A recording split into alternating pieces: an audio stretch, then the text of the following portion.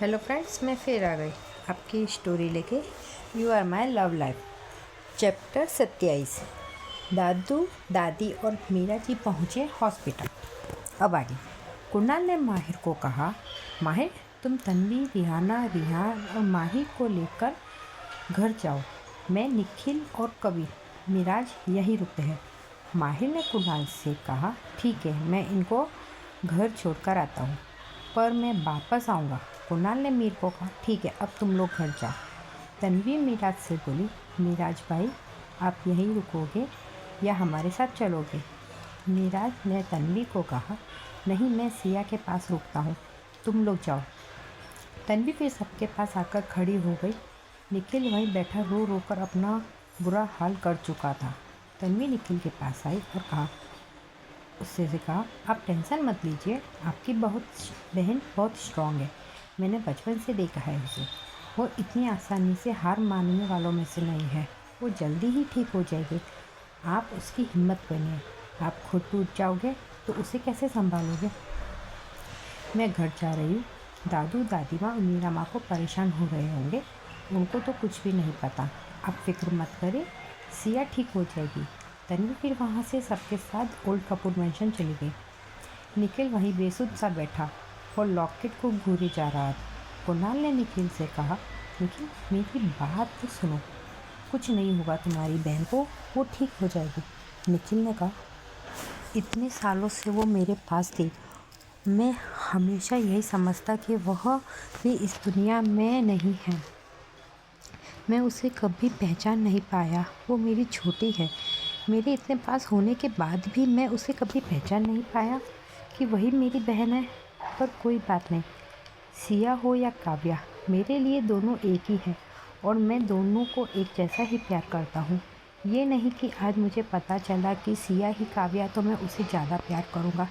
नहीं, मैं उतना ही प्यार करूँगा जितना मैं सिया से करता था, और मेरे लिए सिया सिया ही रहेगी हमेशा। कुणाल ने कहा, हाँ हाँ ठीक कह रहे हो, वो हमारे लिए सिया ही रहेगी। एक बात, मैंने डॉक्टर से बात की है, डॉक्टर ने कहा है हमें उसका बहुत ख्याल रखना होगा। उसके सर पर गहरी चोट आई है, जिसकी वजह से उसे कोई स्ट्रेस नहीं देना। हम उसे यह सब अभी नहीं बताएंगे, हम उसे जब तक पूरी तरह वो रिकवर नहीं हो जाती तब तक उसे कुछ नहीं बताएंगे। और उसका परसों बर्थडे भी है ना, हम उसका बर्थडे भी अच्छे से मनाएंगे। निखिल ने कहा, इतने सालों बाद मुझे मेरी बहन मिली है, मैं उसका बर्थडे पूरे साल की कसर पूरी करने के लिए सेलिब्रेट करना चाहता हूँ। कबीर ने दोनों को कहा, मैं आप दोनों के लिए कुछ कॉफ़ी और स्नैक्स लेके आता हूँ। आप दोनों तो कुछ नहीं खाया। कबीर वहाँ से कैंटीन की तरफ चला गया। मिराज, निखिल और कबीर तीनों साथी कुणाल से कुणाल ने पूछा, मिराज तुम सिया और तन्वी को कैसे जानते हो? मिराज ने कहा, सिया और तन्वी कॉलेज में साथ पढ़ते थे, फिर पता नहीं अचानक क्या हुआ, सिया बिना कुछ कहे कॉलेज छोड़कर चली गई। उसके कुछ दिन बाद मुझे पता चला तन्वी भी फॉरेन चली गई। इन्होंने ना मुझे कोई कांटेक्ट करने की कोशिश की और ना ही कुछ बताया। उसके बाद मुझे आज जाकर मिली है। सिया हमेशा ही कॉलेज में नंबर 1 गर्ल रही, लोग जलते थे सिया से। कॉलेज की सबसे ब्यूटीफुल गर्ल थी, जिस वजह से सारी लड़कियां जलती थी। वो आए दिन सिया को परेशान करने के लिए कुछ ना कुछ करती रहती थी। सिया भी उनका मुंह तोड़ जवाब देती थी। कई बार तो वो खुद को परेशानी में डाल लेती थी, तो मुझे और भी उसे हैंडल करना पड़ता था। पर उसने कभी भी अपनी फैमिली के कोई बात नहीं की थी, ना ही कभी कुछ बताया। कॉलेज में मैं और तन्वी हमेशा उसके साथ रहते थे। हम 3 साल कॉलेज में साथ पढ़े, इसलिए मैं तनु और माहिर को जानता हूँ। कुणाल ने हमें गर्दन हिलाई और कहा, तुम पता करो सिया ने अचानक कॉलेज क्यों छोड़ा।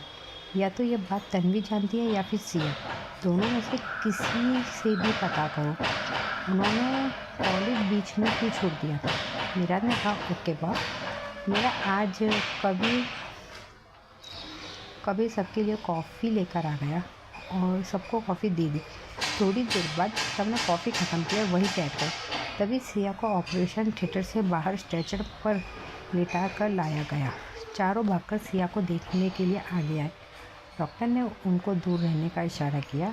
दूर से सारे खड़े सिया को देख रहे थे। कोई भी सिया को इस तरह देख नहीं पा रहा था। वही हाल कुणाल का भी था। कुणाल के दिल में दर्द बहुत तेज हो रहा था। हंसती खेलती सिया आज सांसों के लिए लड़ रही है। हमेशा खिलखिलाती हुई सिया आज बिल्कुल शांत लेटी हुई है। उसका चेहरा पीला पड़ चुका था। जगह जगह चोटों के निशान थे। सर पर पट्टी बंधी हुई थी। एक पैर में प्लास्टर चढ़ा हुआ था। एक हाथ की उंगली में पट्टी बंधी हुई थी। सिया को बहुत बुरी तरह चोट आई थी। कुणाल को सिया को इस तरह देखकर बहुत हेल्पलेस फील हो रहा था। निखिल की आंखें फिर से नम हो गई थी। कुणाल और कबीर ने निखिल को संभाला और चेयर पर बैठा दिया। सिया को इमरजेंसी वार्ड में शिफ्ट कर दिया गया। वहीं दूसरी तरफ तन्वी, माहिर, रेहान घर पहुंचे।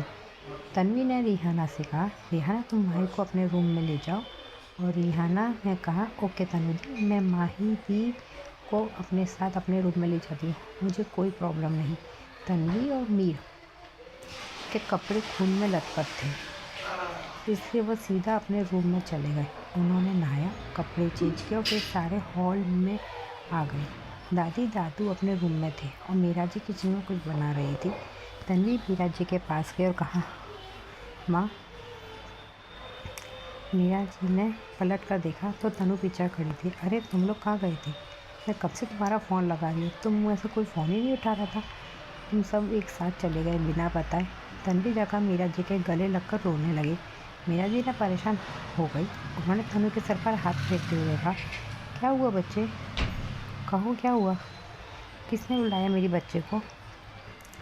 तन्वी ज़ोर ज़ोर से रोने लगी। मीरा जी परेशान हो गई। उसने अपने साथ हॉल में ले आई, सोफे पर बैठाया, फिर पूछा, क्या बात है तन्वी बेटा, बताओ मुझे क्या हुआ, तुम रो क्यों रही हो, मेरा दिल बैठा जा रहा है। तभी वहाँ माहिर आ जाता है। वही बोलता है, माँ सिया हॉस्पिटल में है, सिया का एक्सीडेंट हो गया, उसे बहुत चोट आई है। मीरा जी ने जब ये सुना तो उन्हें सदमा सा लगा। वो रोते हुए जमीन पर बैठ गई। कुछ देर बाद माहिर ने उन्हें हिलाया और कहा, मीरा माँ होश में आइए, सिया की सर्जरी हो गई है, वो खतरे से बाहर है। मीरा जी गुस्से में रोते हुए बोली, इतना कुछ हो गया और आप लोगों ने हमें कुछ बताना ज़रूर नहीं समझा। तभी पीछे से आवाज़ आती है, क्या कहा हमारी बच्ची? हॉस्पिटल में सबने उधर देखा तो दादू दादी खड़े थे। दादू और दादी फ़ौरन उनके पास है। उनसे पूछा, सिया कहाँ है? माहिर नीचे से झुकाते बोला, दादू सिया का एक्सीडेंट हो गया था, वो हॉस्पिटल में। दादू और दादी को बहुत बड़ा झटका लगा। दादी रोती हुए बोलती है, कैसी है हमारी बच्ची? हमें अभी उससे मिलना है, उसके पास जाना है, हमें हमारे बच्चे को देखना है। दादू बोलते हैं, मुझे भी जाना है, मैं अपने बच्चे को मिलना चाहता हूँ, अभी के अभी मुझे उसके पास लेके चलो। माहिर कुछ बोलता, उससे पहले ही दादू बोल पड़े, खबर था जो तुमने कुछ कहा, मैंने बोला ना मुझे अपने बच्चे को देखना है तो मतलब देखना है, चलो हॉस्पिटल। माहिर दादी दादी और मीरा जी को लेकर हॉस्पिटल के लिए निकल गया। तन्वी, रेहाना, माहिर और रेहान घर में ही रुक गए। सब लोग उदास बैठे थे। तभी एक मेड आई जिनका नाम राधा था। वो तन्वी से पूछे, तन्वी दी आप लोग कुछ खा लीजिए, आज तो मैंने सिया दीदी की पसंद का खाना बनाया। सिया का नाम सुनते तन्वी की आंखों में आंसू आ गए। उसने मेड से कहा, वह आज नहीं आएगी। राधा ने कंफ्यूज होकर कहा, क्यों, वो कहीं गई है क्या?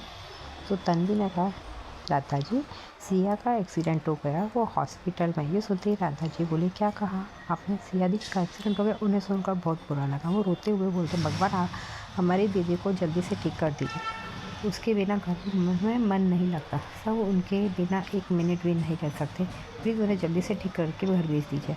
दादू दादी और मीरा जी हॉस्पिटल पहुँचे। सामने कुणाल, कबीर, निखिल और मिराज खड़े दिखाई देते। वो दौड़कर उनके पास जाते हैं। कुणाल से पूछते हैं, कुणाल सिया कैसी है और क्या तुम में से कोई उससे मिला? दादू को सिया के लिए इतना परेशान होता देख निखिल ने कहा, दादू आप पहले शांत हो जाइए, आपको पता है ना इस वक्त मैं आपको नहीं संभाल सकता, आपकी तबीयत ख़राब हो जाएगी, फिर मुझे आपको यहीं एडमिट करना पड़ेगा। दादू बोलते हैं, मुझे अपनी फ़िक्र नहीं है, मेरी बच्ची कैसी है, मुझे जल्दी से उससे मिलना है। कुणाल ने कहा, दादू सिया अभी इमरजेंसी वार्ड में, उसे अभी तक होश नहीं आया, उसे काफ़ी चोट लगी, शायद उसे होश आने में बहुत टाइम लगेगा। तभी कुणाल ने दादू को बताया, सिया निखिल की सच्ची बहन है जो उससे आज से आज ही पता चला है। सबको ये सुनकर एक झटका लगा और साथ ही खुशी भी होती है। दादी पूछते, पर ये सब कैसे हो सकता है? कुणाल ने कहा, दादी वो सब मैं आपको बाद में बताऊंगा। दादी ने हाँ में सिर हिलाया। इस वक्त सिया को लेकर काफ़ी परेशान थे। सब लोग बस सिया को जल्दी से ठीक होने देखना चाहते थे। मीरा जी ने निखिल के पास जाकर बैठ गई। निखिल ने मीरा जी को हक कर लिया। जानती थी इस वक्त तो उनके बेटे को अपनी माँ की ज़रूरत है।